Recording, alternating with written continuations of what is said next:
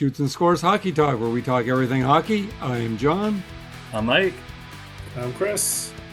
All right, gentlemen, let's go. Now, this is pretty much going to be the playoff edition of Shoots and Scores Hockey Talk. So we're going to talk, it's almost everything playoff here. I know I have one little question later on I want to go in and just see if we have the time, I want to go into it a little bit. So we've kind of given a series to each, Chris and Mike, and we're going to go down the list here and let them dictate to our listeners and our viewers, anybody that watches us, listens to us, who they believe is going to win the series. So we have all 8 series here, and we're going to start first with the Eastern Conference, and Chris with Buffalo and Boston. Chris, what do you think about this series? You know, is it going to be close? Is Boston better than they think they are? Is Boston better than you think they are? What do you think is going to happen here between this series with Buffalo, who's finally in the playoffs in, 14 years or something crazy like that? Long stretch for Buffalo, yeah. So just a level set. Of course, you know, I'm all about analytics. I'm not old school anymore. I like to use that. But preparing for these playoff predictions, there's one series I am going to go against the analytics, and it's this series, Buffalo and Boston. So the numbers I'm going to spew out on the series I'm dealing with. This is coming from Dom. I don't know how to pronounce his last name, whatever. Luca something. He's on The Athletic. He's big in analytics, and of course, Jay Fresh and his crew. The numbers coming out of their models right now is that Buffalo is a 58% chance of winning, and Jay Fresh has it at 62. Why do I think Boston's going to win the series? I'm going to lean towards Boston. Boston is this year's Washington Capitals, Winnipeg Jets, that we had a lot of discussions about last year about overachieving goaltending, overachieving scoring, not sustainable. And those two teams, you know, they got through one round before it finally fell apart on them. And I think Boston's got that opportunity also. Mostly driven by, if people were paying attention this season, I didn't even realize he was doing this well, but Jeremy Swayman was second in expected goals saved above average, right? Behind our boy Thompson in Washington. I didn't realize he was playing that well. And when you look at Buffalo and their goalies, I'm not even sure who they're starting, who they're going with, right? I know they got 3, but it's really 2.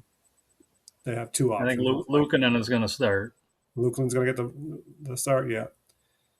Buffalo, as you just mentioned, has never been in the playoffs. A lot of these guys have no experience in the playoffs. Which is a big factor. It can be a big factor. And it is a factor because Boston's been in the playoffs. Pasternak, McAvoy, Swayman, these guys have gone through the grind.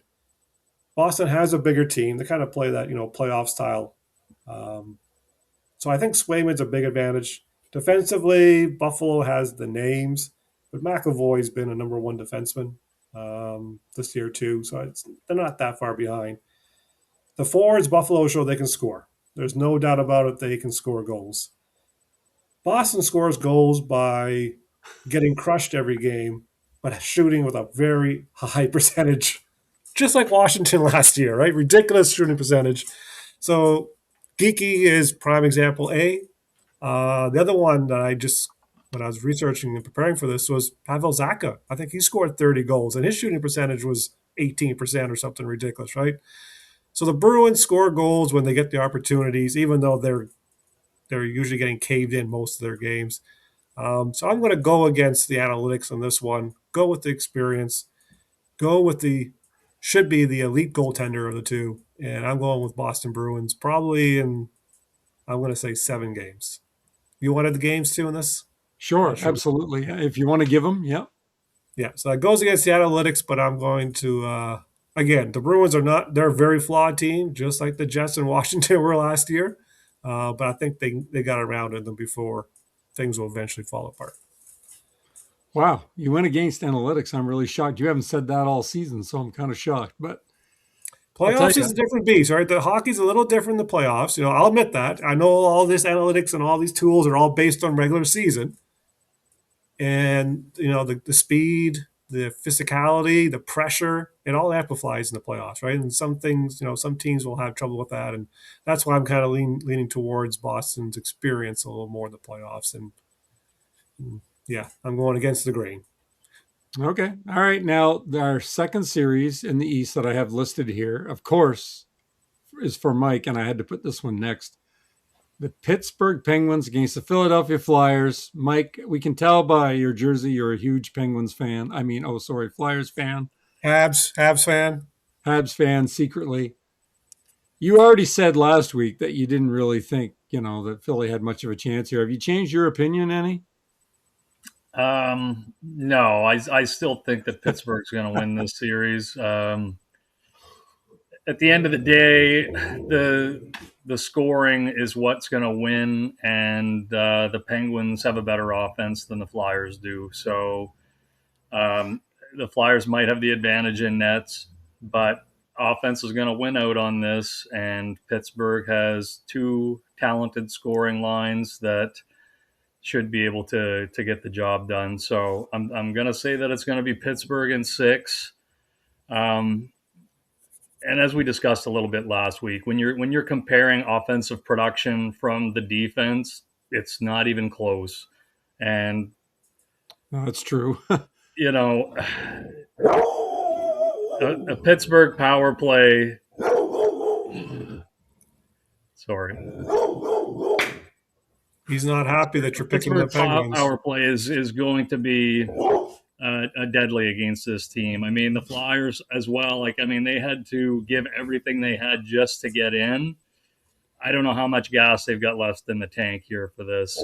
Whereas Pittsburgh kind of, I don't want to say coasted to the finish line here, but they were able to have some of their guys rest, Crosby and Malkin, and injuries related, sure, but Raquel, these guys here, they get a little bit of rest beforehand. So as much as I hate to say it, I think it's going to be Pittsburgh in 6. I hope I am wrong. Like I was wrong about the Flyers even having a chance at the playoffs this year. So let's hope I'm wrong again. You and your friend Ben must be pretty ecstatic over this happening. Oh, absolutely. We watched that Montreal game the other night against the Flyers with a bunch of our buddies there who all cheer for the Habs, and it was so enjoyable to watch. But especially when the Flyers arrested like their 6 top guys and Montreal played everybody. Well, okay. I think that this series, you say 6. Yeah, that sounds pretty legit to me. And I also want to just go back to the Buffalo-Boston series. I have to agree with Chris here a little bit. Boston, they are battle-tested. Buffalo, they don't have a clue what's going to happen here in the playoffs, and it's so much different in the playoffs compared to the regular season. I just wanted to throw that in there before I go on to the third series. Well, just to add into that a little bit, I am actually going to pick the Sabres to win in 7. I won't go into all the details like Chris did because I know time's constraints, but I think the Sabres are going to pull that one out. So, okay, all right. Well, we'll see how it goes. What's Chris think about the Flyers' chances of winning? What are you saying? It's a battle of offense versus, I say, Flyers' defensive coverage system, probably mostly Vladar. But yeah, goalie versus offense. Yeah, I think Pittsburgh does have a little too much offense. But again, Mo Mantha. Oh my lord, why do I keep saying Mo Mantha? Anthony Mantha was Same number thing. 1. Yeah, he was number 1 in the league for scoring more goals than expected. So if that keeps up, the Penguins, the offense should be a little too much. All right. Okay, Chris, now we're going to go back to you and go with your favorite team, Carolina and Ottawa. Now, Chris, you stipulated last week that you did not want to see Ottawa play Carolina. And Lo and behold, what happened? Carolina and Ottawa. So, Chris, what do you say? Yeah. And I double checked. This is like a battle of the 4th and 5th best teams analytics wise in the league, right? And this is a first round matchup. This is not your typical 1 versus 8. It's not even close. On the analytics side of it, though, Jay Fresh's system kind of was around 52%, but now it's at 59, and Dom is also at 59% chance that Carolina wins. So it's not a coin flip, but it's pretty close, right? It's showing that Ottawa's got a good chance of coming on top of this. If you check my social media, if you check everyone on TV, all the TSN and Sportsnet and the Chicklets and all these idiots down there, they're all taking Ottawa. They're all picking on. They're all on the Ottawa bandwagon, right? Of course. Of Um, course. they were on the Washington bandwagon last year. They were on New Jersey bandwagon. They're always on the other. Like Carolina has been always been. The experts have said are going to lose and that they always win. And then yesterday afternoon, I think Gary Galley. I'm going to throw him under the bus. He was talking on the afternoon show on Sportsnet. I have no idea who the guy who runs it with the beard. I don't could care less what his name was.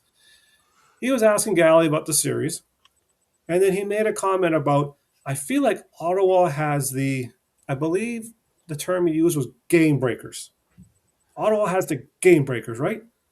And Gary Galley's like, yeah, I kind of agree with you. They got Tim Stutzel. He can be a game breaker. They got, what's his name? Batherson. Right.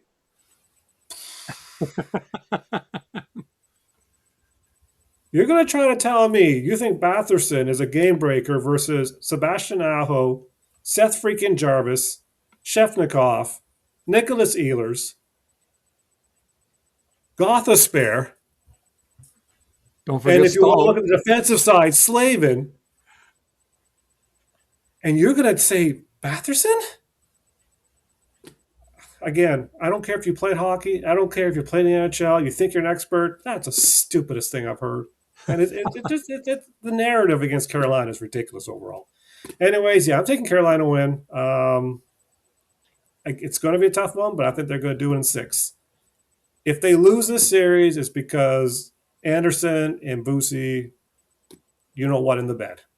That's what's going to come down. They crapped the bed, did they? That's what they're going to do. That's the only chance Ottawa has of beating Carolina if those guys just fall apart. Because that's the narrative, right? Can their goaltending hold up? Can Anderson hold up? We'll see. But yeah, that's my stance in the Carolina Hurricanes, and everyone else, they can just go jump in the lake when Carolina beats again. Oh, the other thing was Ryan Whitney. Ryan Whitney, that defenseman from Edmonton. He's from Massachusetts on Chicklets. He posted about how he made some comments, but of course Ottawa's going to win.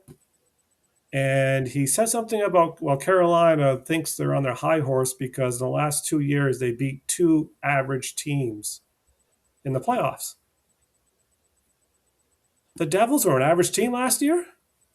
The Washington Capitals were an average team the year before? Like, I don't think so. I don't think so. You guys picked them to beat Carolina. Like, yeah, there's a lot of stupid shit going out there from people who think they're hockey people and they're not. They're dummies. Anyways, listen to me. Don't listen to those idiots. Carolina 6. Mike, do you just to get your opinion? Do you agree with Carolina in 6 here? I think Carolina's going to win, but I think it's going to be 7. And the reason I say that is because I don't know. I think we may see 3 goalies in nets for Carolina before this series is over. Because I don't know who's. I don't think they're going to win if we see 3 goalies in nets. The Flyers did it before, but Yeah. I don't like. They had, who did they have way back? They had Boucher and Leighton? they had 3 Was it goalies Leighton? in one series and they won the series. Michael Leighton, Boucher, Leighton, yeah. and I don't even remember can't Michael think of Leighton. I can't think of the other one, but they had He 3 was the star in the goalies finals. that round. Yeah, so I mean, I don't know who. I'll put it to you like this: I don't think that the goalie that's going to start this series for Carolina is going to be the one that's finishing this series for Carolina. So, but I still think Carolina is the better overall team, and I think that they will win in 7. I think Ottawa will grab 2 or 3 wins, just based off of they're the more physical team, and they may win a game or 2 if it gets physical. So, but we'll see. Carolina in 7. All right. Well, I think I think this is a tough series to call. I really do, and but I would probably stick with Carolina. As much as I would like Ottawa to win, I think I'll stick with Carolina here. So, and I have no idea how many games. We'll say 6 just for the hell of it. So, all right. Now, Mike, we have your Tampa Bay Lightning and, of course, your secret closet Montreal Canadian fan that you are. Tampa at Montreal, Mike. I'm sure you're going to say Montreal is going to win this outright, right? They're going to win in 4. Isn't that what you're going to say here? Sure to be incorrect. This series is going to come down to experience and systems. And I know Cole Caulfield got 51 or 52 goals, whatever it was. 51, Nick Suzuki was a 100-point player. Demidov, Slavkovsky, Hudson, all this. However, it's the Tampa Bay Lightning. They've been doing this year after year after year for, I can't even count how many years. They are far more battle tested when it comes to this. They've got the number one goalie in the world. They're going to win this series in, I'll say 6, but I wouldn't be surprised if it went 5. Montreal's lack of a second line center will end up getting exposed. And Tampa is not going to let Caulfield and Suzuki and Slavkovsky light them up like they did pretty much all the other teams. Not in the playoffs. They are going to be hammering these guys left and right. They're not big. Caulfield and Suzuki are small. Slavkovsky's got some size to him, so he'll battle. But the defense is Tampa's defense is going to punish these guys. So I think the Cinderella story is going to come to an end here for the Canadians this year. So Tampa Bay in 6, but possibly 5. Chris, do you agree with Mike's assessment? I saw you nodding your head yes there, so it sounds like you're. I was surprised because social media and against the clowns on the interwebs. I'm only seeing Tampa in 7, Montreal in 7. That seems to be the general consensus for all these people. And I was telling Waddy how people are still stuck in the 90s thinking that the league standings mean something, right? They see these two teams have the same number of points and they automatically think they're the same team. Analytically, this is the biggest discrepancy of all the series because I think Jay Fresh has it at 72% Tampa winning and Dom has it at 79%, right? Basically, they're saying Montreal has a 1 in 5 chance of winning a series against the Tampa Bay Lightning. Right. So it's not even close. Like analytically, it's not even close. This would be this is the David and Goliath matchup that if Montreal wins, it is an upset. That's what it comes down to for this particular series. All right. Okay. If Ottawa beats Carolina, that's not an upset. That is 2 really good teams going at it. But you know how the Canadian media will be. Oh, yeah, absolutely. Absolutely. Okay. Well, that's the. Good job, Mike. I would also say Tampa in 4 or 5. I would also say similar to that. I'll say Tampa in 6 just because. And I'd like to see Montreal win, but man, I just don't think it's going to happen. Let's go on to the Western Conference, guys. Now, so we got Dallas and Minnesota here. This is a series I am really struggling with. Dallas, I mean, with a phenomenal season. Minnesota with a, pretty phenomenal season themselves. Chris, the dog agrees. What do you say here? This is the ultimate coin flip series of 2026. Analytics is 50%. It's 50-50 split from Dom's models, and Jay Fresh is 52-48 for Dallas. Wow, that close. That close. Player, everything. This is a series that screams 7 games, most likely. Watch it go 4, but it should be screaming 7 games. Well, yeah. From the Dallas Stars standpoint, we saw the same thing happen last year, right? Heiskanen was out, Robinson was out, and they still beat the Colorado Avalanche. right? And McKinnon was all pissed off about how they lost to a team missing their two best players. Now this year, Heiskanen is injured again. Rupert Hintz is out. They're both saying they might be back, but again, we don't know. Minnesota, 240 goal scorers, right? In Pody and Kaprizov. Defense loaded with quit. Like, they're two very good teams. I believe I heard Minnesota starting Wallstead. I think that came out today.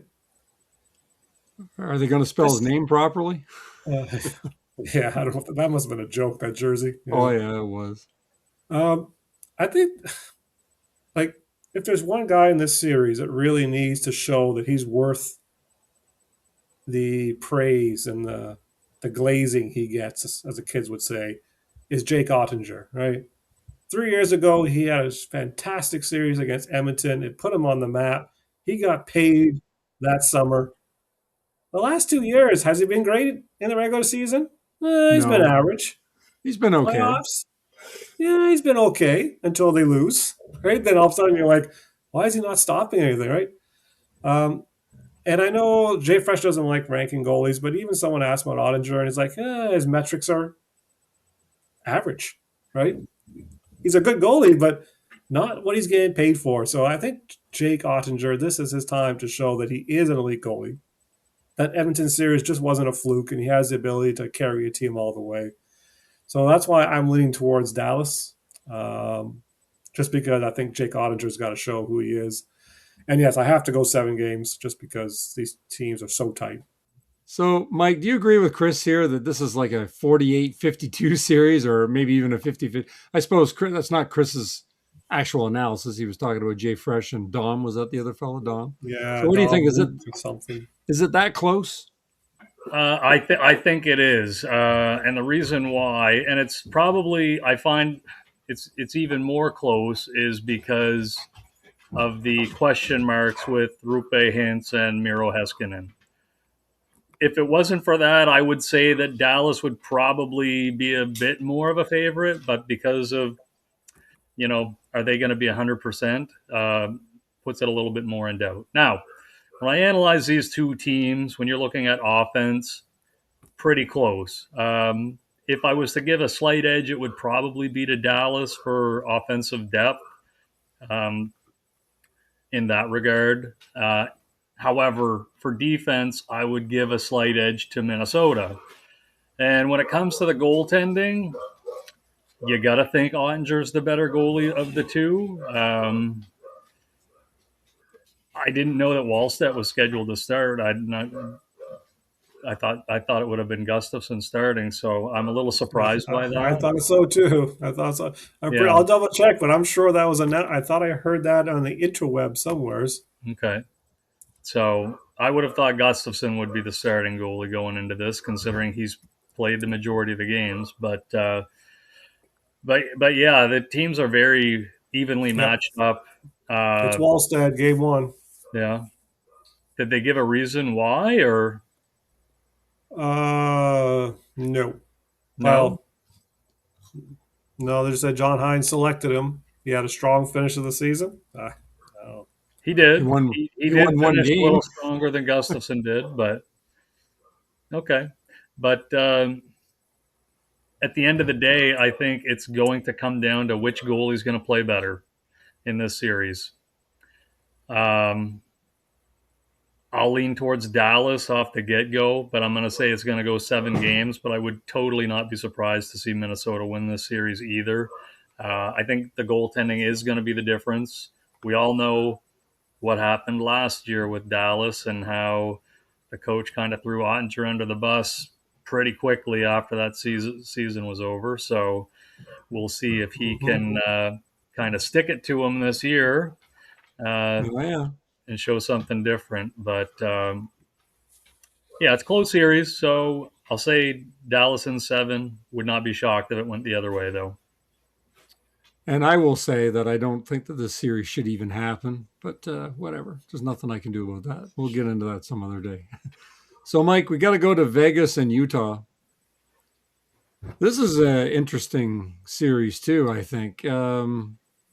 Do you think Utah is the better team here, Mike? What do you think? I mean, your old buddy Tortorella is coaching the Knights now. Does that make them a favorite now?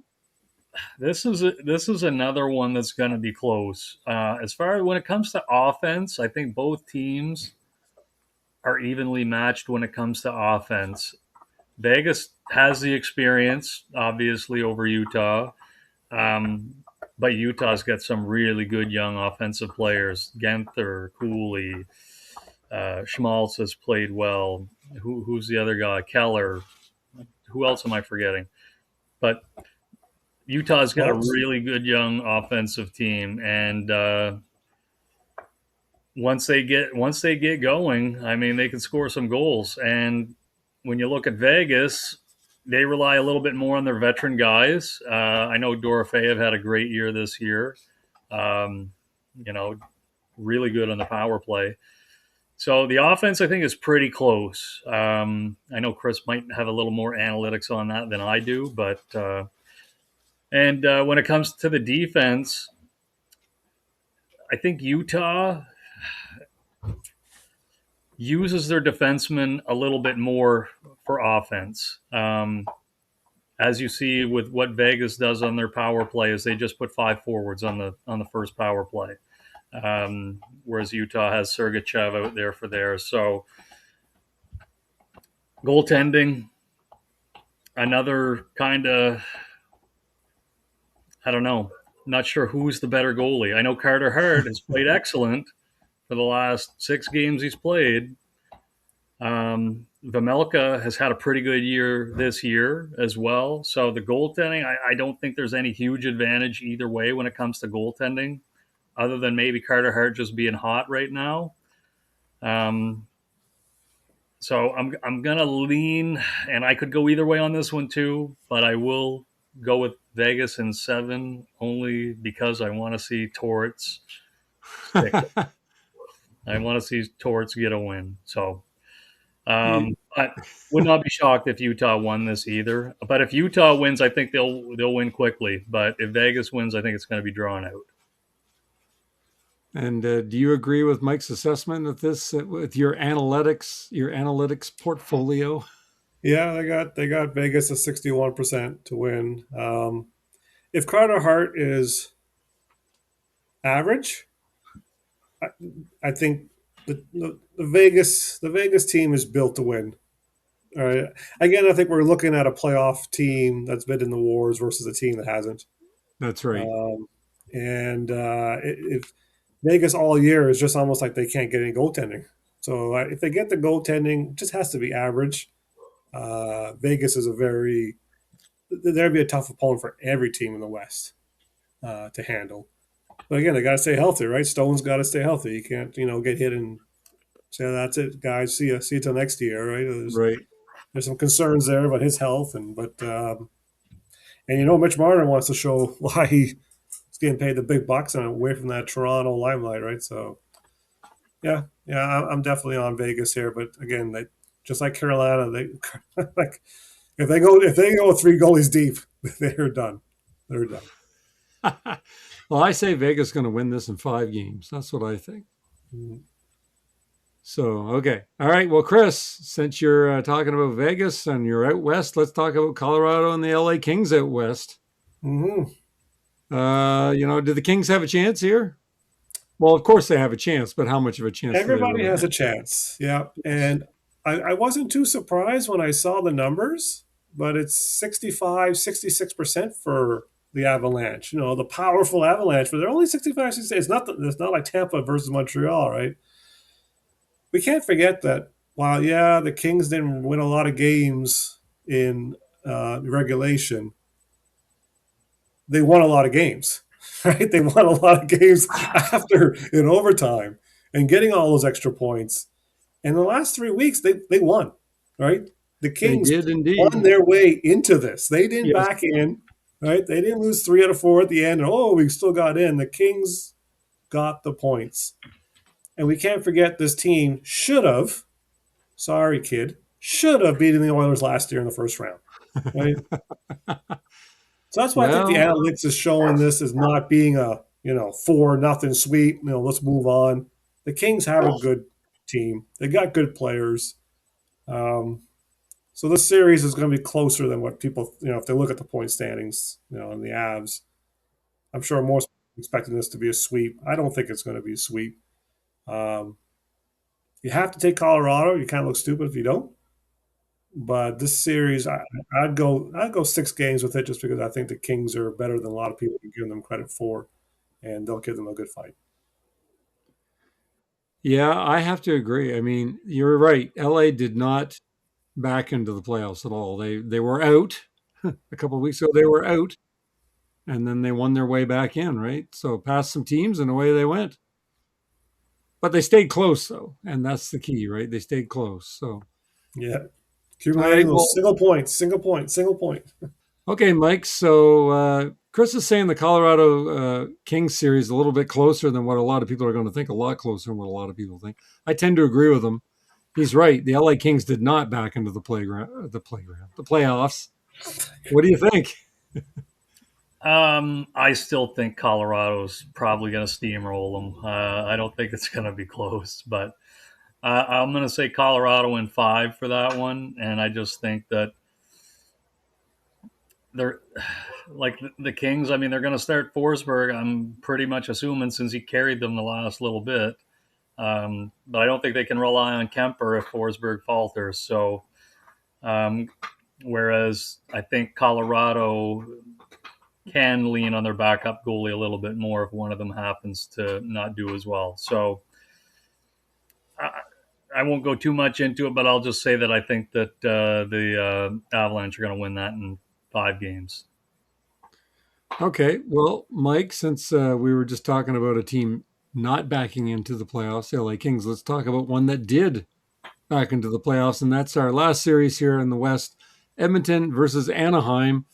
Anaheim being a whopping 2-6-2 in their last 10 games. Beautiful. So they just really squeaked in, to be honest with you.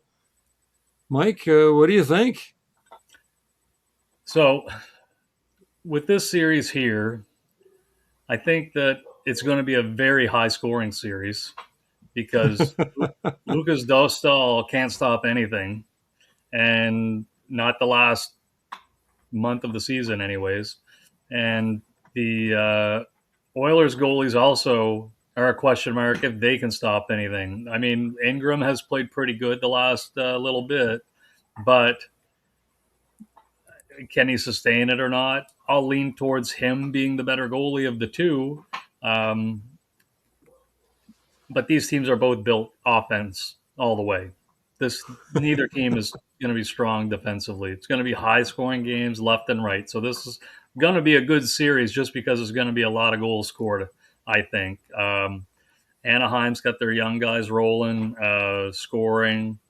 Edmonton, obviously, they've been scoring. I mean, they've got.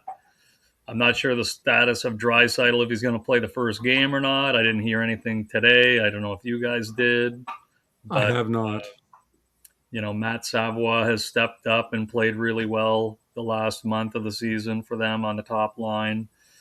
They get a little bit of secondary scoring with, Podkolzin and Roslovic, those guys. But it's going to be a high-scoring series. You're not going to see a lot of great defense from either team. So I'm going to say the Oilers are going to win this, and I think it's going to be quick as well.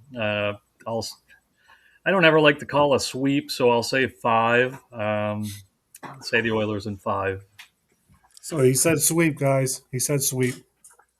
So you're thinking sweep, though, in the back of Yep, your he's mind. thinking I sweep. would be surprised if it was a sweep because I do think the Oilers are going to dominate. But if Anaheim can light up Ingram for a game, I think they could win one game. But I think the Oilers are going to win this series. 5 games, maybe 4. But like I said, I don't like calling sweeps, so I'll give Anaheim the benefit of the doubt and say that they can find a way to win one.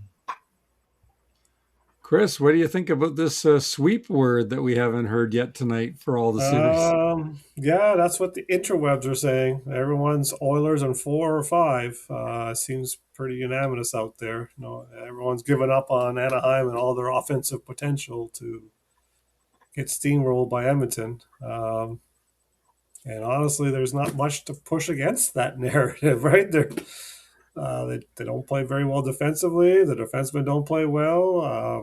The goalies give up goals. And this should be I'm guessing, the highest scoring series of all the first rounds. 6-5 should be the normal, right? It should be the norm. I was going to ask if 5-4 was going to be the normal, but you're saying it's probably 6-5. It's probably 6-5 with these two teams going at it. And because if Anaheim can keep pace with Edmonton, this could go 5, 6, 7 games. Right? It could go if the goalies are really just getting pelted. But yeah, I guess it's hard to go against Edmonton. I think other than Tampa Bay, they're the second biggest favorites going into the first round in their series. So. Okay, all right. So we have everybody's picks and selections here. I think Edmonton's going to win this series personally. But man, Anaheim can score some goals too, but it's just the way they backed into the playoffs. It's so awful. Their last 10 games was not good at all. I know that doesn't necessarily mean anything, but geez, it didn't look good at the end of the season. They almost missed the damn playoffs. If the season had been a couple games longer, it looks like they would have been out. Yeah. But Nashville anyway, might have got them. So I have a few questions here. I'm going to skip the hockey profit segment and kind of call this our new hockey profit segment in a way. I'm going to ask you guys some questions. I'm going to go with number 2 first here. I want you to each come up with an argument for a series that could be a big upset. Now, I know you guys were talking some during your initial analytics of these series, but even though you're not picking a series as an upset, what do you think is most likely in your mind to be that upset that wouldn't necessarily surprise you? Maybe, and you can go with what you've already said, because there can only be so many upsets. Chris, why don't we start with you? What do you think? Is there a series here that really sticks out and says, I hate picking that way? Well, it's the first one I did, Boston, right? That's an upset. I'm going against the analytic grain to go with the Bruins on that one. If there was another one, it could be Utah. It could be Utah. Again, depends on the goaltending that the Golden Knights get. If Carter Hart doesn't do well, I'm telling you right now, I dropped Adin Hill like a bad habit in early March, and I was so happy that I did so because I think he's broken. I don't see him coming and being a savior for them. So I got Boston, and I think Utah could be an upset special. What about you, Mike? Do you have any thoughts about that? Well, that's totally possible there as well, but I'm going to go with, and I know Chris is going to hate me, but I'm going to say that more sense, love. Could be Ottawa. Although I think Carolina's going to win, I do think Ottawa is going to give them a run for their money. So I will say Ottawa as a potential upset. Okay. All right. So Ottawa is your potential upset. Now, for me, Toronto Maple Leafs. Oh, no. Not the Flyers. Say it. All right. I'll take the Flyers. I'll take the Flyers to beat Pittsburgh somehow. I don't know how. I can't imagine how, but they'll put the puck in more than Pittsburgh will. That's how they do it. But they'll do better than Montreal, right? Right, Whitey? We'll see. We'll see about Montreal. I don't know. I think Montreal is going to be in for a rough awakening. So, all right. So I have another question here I wanted to ask you guys, and this really stuck in my craw a little bit, as you can probably tell by the way I worded this question. That's Rick Bowness. Now, Moncton's Rick Bowness. Yes, Moncton's Rick Bowness, which I had forgotten about now that you mentioned that. Talk about someone saying that he wants a contract extension. That's the way I took that, like the way he was going on, blathering on. I think he threw everyone under the bus, everyone except himself. Now, I mean, he's the one in charge here. Yes, I know he came in and he made the team a lot better, but I mean, the team played like crap down the end too at certain times when we thought, What do you guys think? Do you agree with me? Do you think Bowness threw everybody under the bus here about himself? Because that's what I thought. Or am I just crazy? Mike, what do you think about my thoughts here about Rick Bowness? Well, yeah, well, I mean, it kind of looks that way. With that being said, I mean, he did say that he should have been better and put a stop to this skid that they went on before, before the season ended, basically. Well, Uh, yeah, of course he should have. you know, the issue is here is the team stopped getting production from the guys that were surprisingly productive. Charlie Yep. Coyle, he was on fire for like a month, and then he did nothing the last 3 weeks of the season when they went on. Even Werenski slowed down. Well, I mean, everybody slowed down. The only one that kind of kept the pace going was Marchenko and maybe Fantilli a little bit. Until But yeah, aside from sure. those guys, the scoring just kind of dried up. And I think that they overplayed Jet Graves. Uh, they had to rely on him the whole way down the stretch, playing him in back to back games. I mean, back to back games, generally, you rarely see the same guy start both games. And I think it happened once for sure, and possibly twice, that he played both ends of a back to back. That's not, he's getting no rest. And NHL goalies don't do that anymore. That's not how it works anymore in the NHL. And Right. that's what they did. And It's not I the don't know, 90s. I don't know if they won the second game of any of those back to backs that they had. So, and that hurt them. So, but I agree that, these guys probably need a culture change. And it's not just this year, and it's not just over the last 3 weeks of the season. This Right. has been Columbus year after year after year. And I mean, they Well, have a they did. hard time attracting talent in Columbus because it's not a major market for, the players want to go to. It's the kind of the U.S. version of the Winnipeg Jets.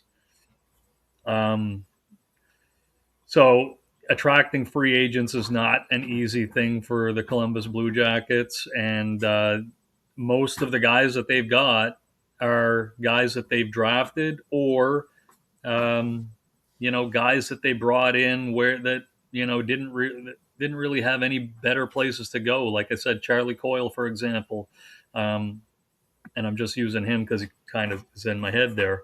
But he had a pretty good year, but then the last few weeks he did absolutely nothing, and they needed his production the last few weeks. And I'm not throwing all the blame on Charlie Coyle by any stretch. However, 100, um, 100. well, but, I've just heard his name 10 times in the last minute, so I'm pretty sure it's Charlie Coyle's fault. but anyways, yeah, they need a culture change, I believe. And I mean, I know that Werenski kind of took offense to him saying that the players didn't hate to lose, but I'll be honest, some of these guys, we're probably going through the motions, basically. Um, you've got to hate to lose to win. And I'm sure that they have guys on the team, whether Werenski wants to admit it or not, that are like that. So, um, yeah, I don't blame Rick Bowness for being pissed.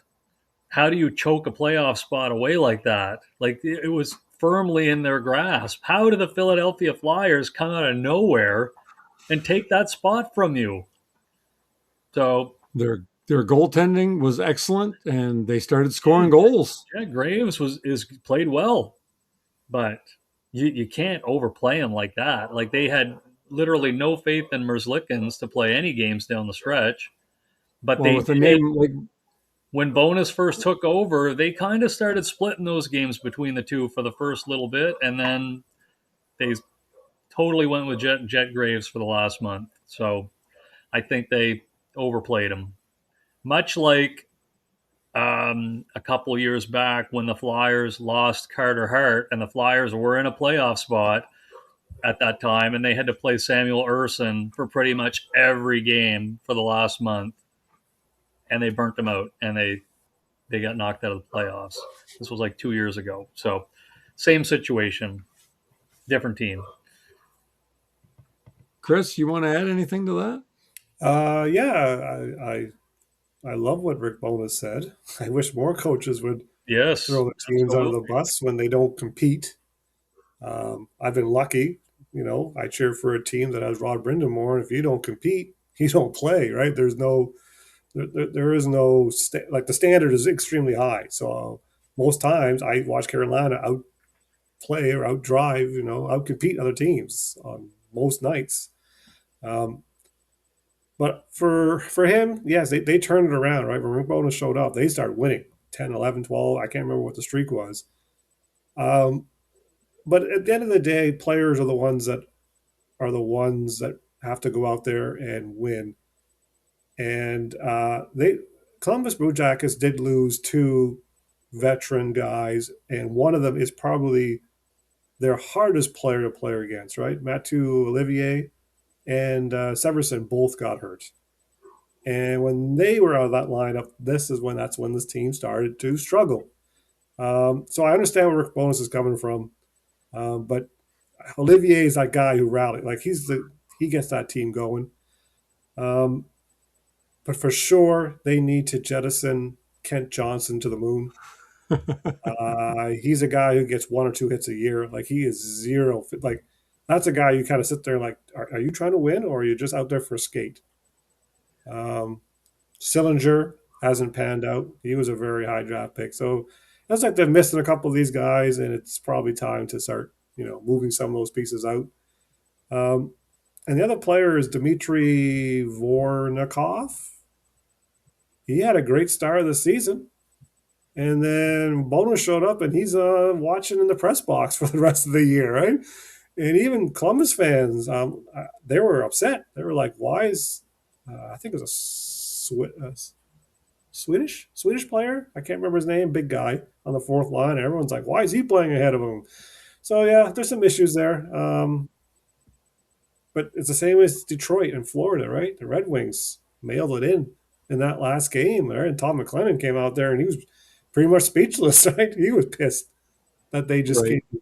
crap the bed like that. So, no, it's good for coaches to get upset. Right? These guys get paid a lot of money. It's their job to compete, and when they don't compete, they should be held accountable. So, I liked it. I guess I'm the only one that didn't like it.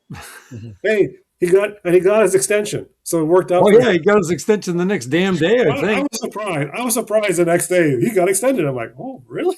Like after I'm pretty sure it was the next morning. I'm like, what? Really? What the hell? Good Lord! Of So course. obviously Wardell is, he's drinking the Kool-Aid and he's like, okay, Bonus, show me, right? But I'm sure Bonus is saying, this guy, this guy, this guy, to the moon. Get him out of All here. right. Okay, Bonus. Well, if it happens, and let's see you do something with the quote unquote culture. So there you go. All right. I've And it's got funny, one other Chris, thing. that you had mentioned Kent Johnson and his lack of hits. I do believe, on another note, that they put a stat up yesterday. Troy Terry, He got one hit. I think they said he got two in the last game. Oh, did That he? was it for the season. But we had zero. You had zero going into game 80 or 81. Two in the last game. That was his total hits for the year. Two. And that hit Whitey, he kind of skated and he slowed real down and he kind of just touched him a little bit. It was devastating. That guy he's probably concussed. Brutal. All right. Well, from concussed to I have one more thing here I want to go over. And I almost forgot about this, but I wrote it down at the last minute. I want to chat about teams needing to win because we've been talking about this amongst ourselves in our group chat. But that doesn't mean that they do win. And is this what separates the real good teams from the not so good teams? What do you guys think? Let's start with you, Chris. Is this part of the issue here? From my point of view, I don't think it's a good team versus a mid team not able to come through. I believe the difference between Colorado and the Chicago Blackhawks, right? We say dominant team, crappy team. Right. That difference isn't as big as hockey fans think it is, right? Right. It might be The two level of players play away. isn't that far off, right? Yeah, it might be two players away or something. Who knows, right? Like if you take the Moncton AAA Flyers and you play them in the NHL, yeah, they're going to lose every game. and I will mortgage my house that they're going to get smashed every game, right? That's a big difference, right? You see in all the sports, right? They'll say, "Oh, that Memorial Cup team, they could have beaten the worst team in the NHL." No, right? That college football team, that they could beat the Carolina Panthers. No, like that talk always comes up. That's a big level. That's a big step up. In the NHL, these teams, even though they're 40-point difference, it's not that big. And most of the teams are in the middle of that. And that's why there's no magic switch you can flick and say, we're going to win this game for, the kid in the hospital or whatever reason, Johnny Gaudreau's death, right? We're going to win this game for Johnny. When they win the game, they say, we did this for Johnny. When they lose the game, where's like, we wanted to win for Johnny, but we just couldn't do it. Like, winners write history, right? Winners can make those history quotes, and that's what they do, right? And then you think, they did it for Johnny, they did it for this guy, they did it for someone's mother who passed away. Like, no, there's no switch. You can play as hard as you can, but it's just the teams are just too close together, talent-wise and system-wise, and so on and so forth. So, Mike, do you agree with Chris's take on my crazy question?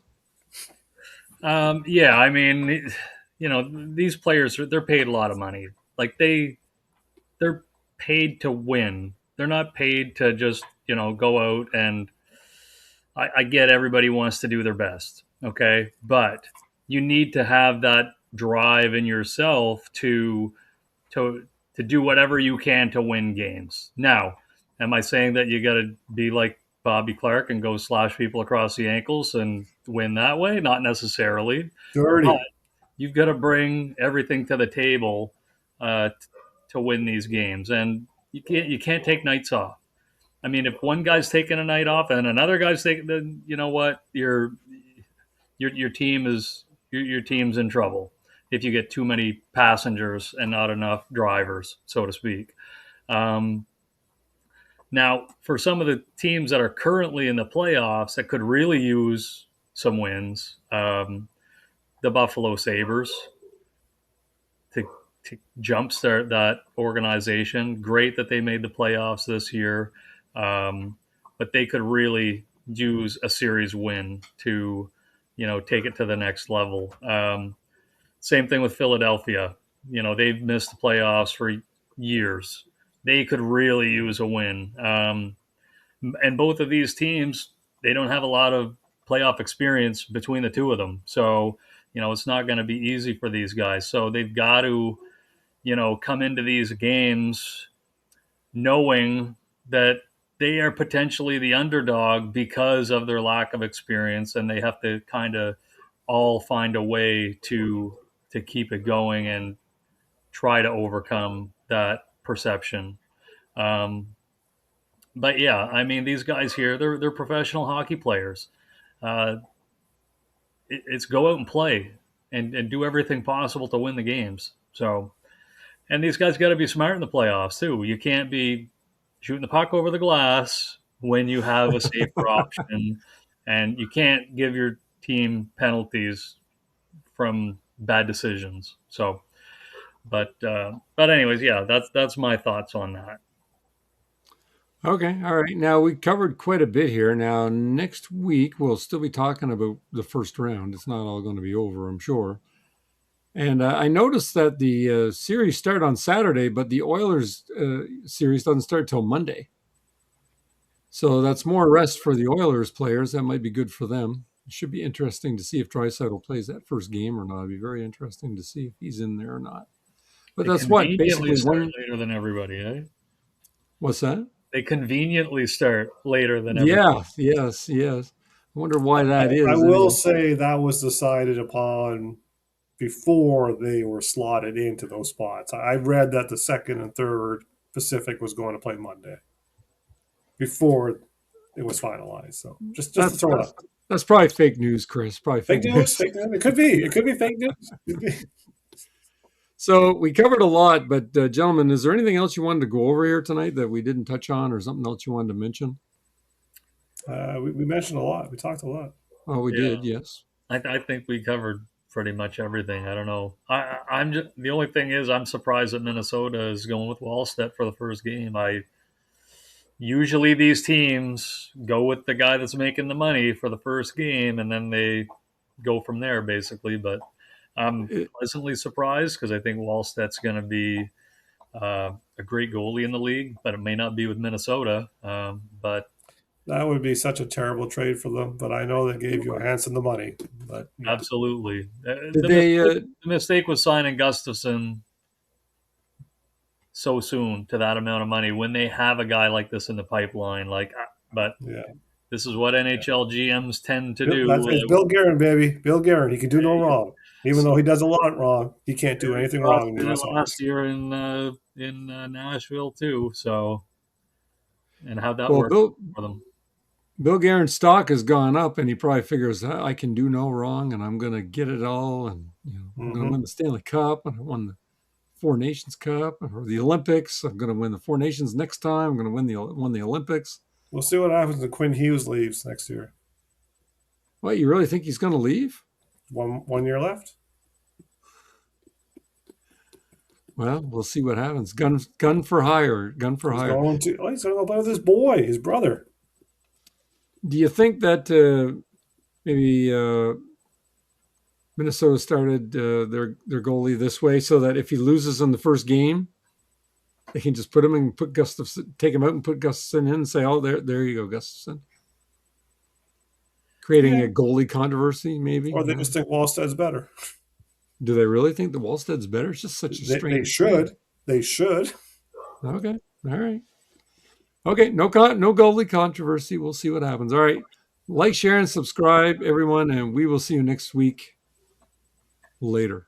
And we'll see if these guys' predictions are correct. Well, I hope we have a better prediction for the playoffs than we did for the regular season, because I don't think we hit any home runs in the regular season predictions necessarily. Well, just remember when we were talking about the regular season at the very beginning of the season, I was going on because all the prognosticators on both channels and stuff I was reading was picking the exact same teams to make the playoffs, except for New Jersey, I think was the addition or whatever it was. I believe it was New Jersey. So anyway. Rangers. Was it? Oh, yeah, it was New Jersey. No, Carolina played New Jersey, right? It was the Rangers. Well, maybe it was, I forget now. There was one team that was different. Yeah. There was one team, and I'm like, really? That's not going to happen. And it didn't. I mean, come on, look. So, all right. Later, guys. Later.